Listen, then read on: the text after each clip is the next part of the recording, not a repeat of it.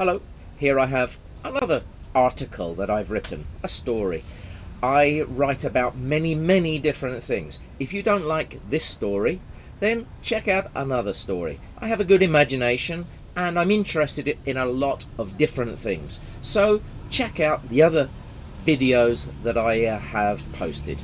Okay, today we're looking at dishonesty. Dishonesty. Okay, let's have a look.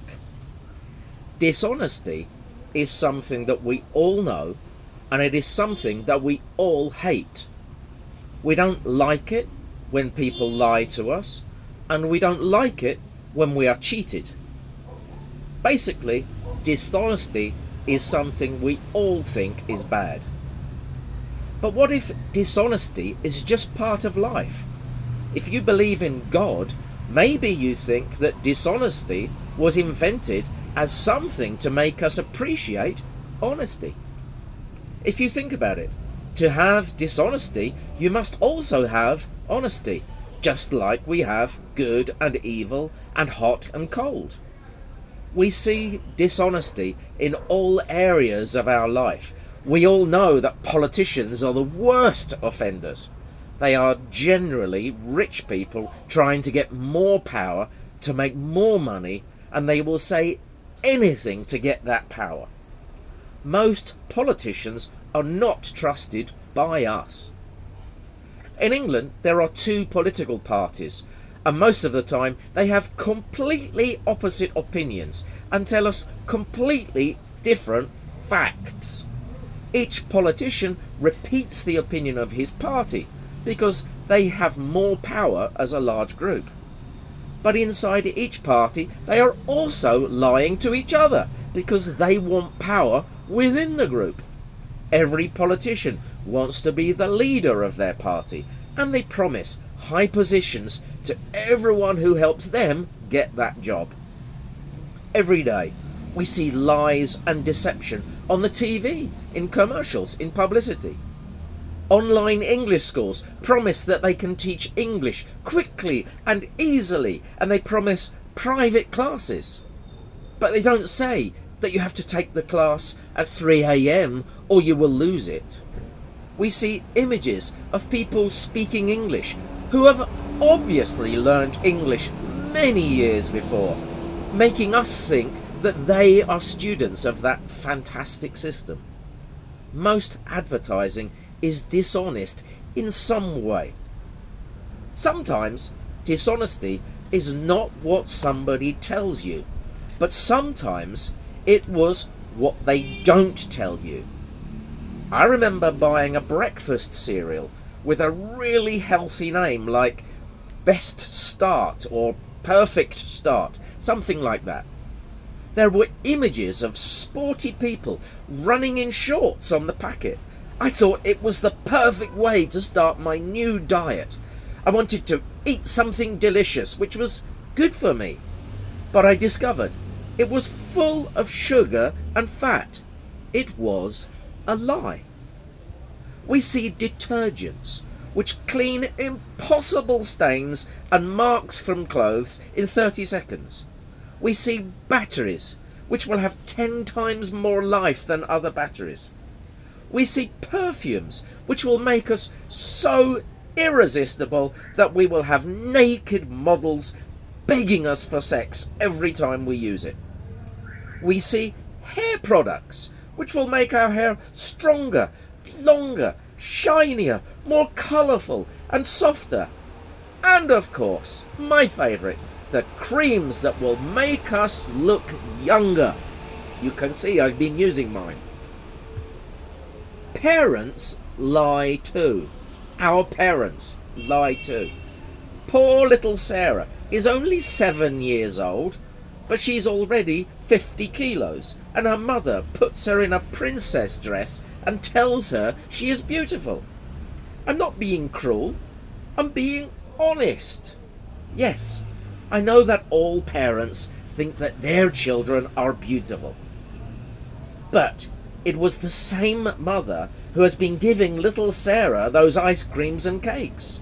She created the problem, and now she is lying to protect the small girl's feelings, the big girl's feelings. Parents are also dishonest about other things to protect their children. They lie about marital or financial problems that they are having. They lie about family secrets, like when their Uncle Jonathan goes to prison. They say he's living in Panama.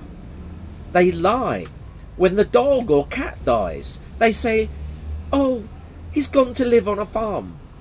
They promise they will never die. They lie because they love. When you think about this topic, you realise there is a hell in all religions. If people don't fear hell, then they won't need the sanctuary of heaven. Good needs evil, so that we can see the difference. To appreciate good health, you need to have bad health sometimes. You need to watch Deportes Quindío play football so that you can appreciate the magic of Barcelona FC. What we have discovered here today is similar to the ancient Chinese philosophy of yin and yang. The Chinese believe that there must be balance in the universe, and this seems to be true.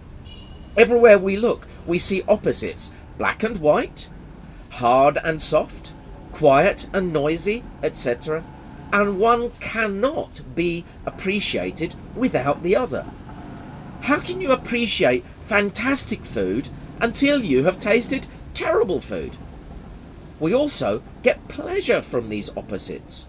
For instance, when our house is dirty, we get satisfaction from cleaning it. When we are cold, we enjoy getting warm. Of course, we don't enjoy all the opposites we experience. Most of us enjoy a beer or two, and most of the time we are sober and we feel fine. A couple of beers helps us relax, and we can laugh and speak more freely. However, there comes a point when the beer controls our brain, and we start thinking about aguardiente, and then we get drunk. Being drunk and having a hangover is not fun. Some people have never been drunk, so they cannot enjoy being sober. I have a friend who is having terrible luck recently. He lost his job, he was sick, his father was sick, he was robbed and stabbed in the street, and then he was sick again. He found a job, and then his new boss had an accident on her motorbike, and so she had to close her business. This is a short version of his bad luck. Every week I have the same conversation with him. I tell him that nothing is forever, and one day his luck will change, and then he will enjoy that time more. When you look at the problems in Venezuela and how terrible those people's lives are now, you can only pray that their situation will get better soon. Just eating 3 basic meals every day will be like paradise to them. Having electricity and water will be a luxury. Seeing exiled family and friends again will be amazing after so much time of separation. Every Venezuelan who survives this period will appreciate their new lives, even though those new lives won't be great and fantastic. But they will appreciate them. We have this in Armenia too. The people who lived through the earthquake and the coronavirus crisis. And all those people will have different attitudes to life. All of us will have a different attitude to life after a long period of crisis. For example, when there's no water in Armenia for 3 days in 2019, most of the young people complained and whined because they didn't have water. But most of the older people just found ways to wash and cook with less water and waited for the problem to be solved.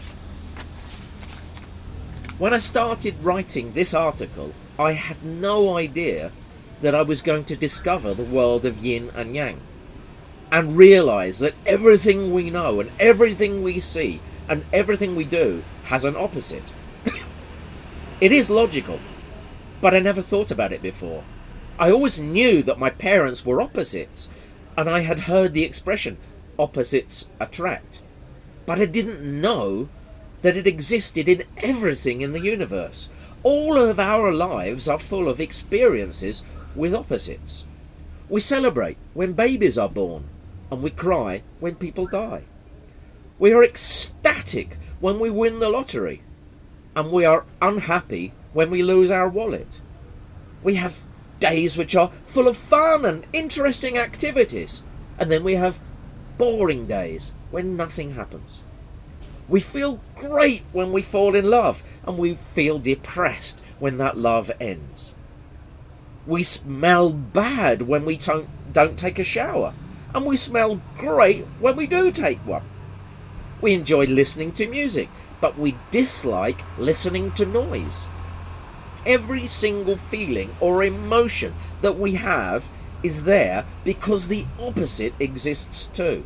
So for all the wonderful and fantastic things that we have in this life, it is necessary to have all the bad stuff. We started this article talking about dishonesty and liars, and now we know that these must exist for us to appreciate honesty and truthful, nice people. I just wish we didn't need so many bad people for us to recognise the good people. Just one bad person is enough for me. Not all negative things are bad though. For instance, if you like rock climbing or motorbike racing, then you need danger to have fun. If rock climbing was safe, then no one would do it.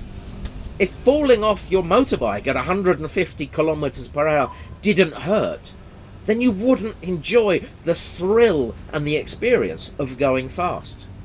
Sometimes it's adrenaline which is the thing that produces the pleasure, and we need those bad things.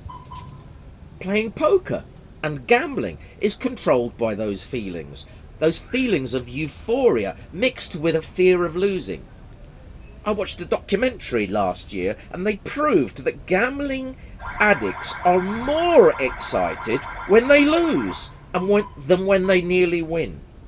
They are not stimulated by winning.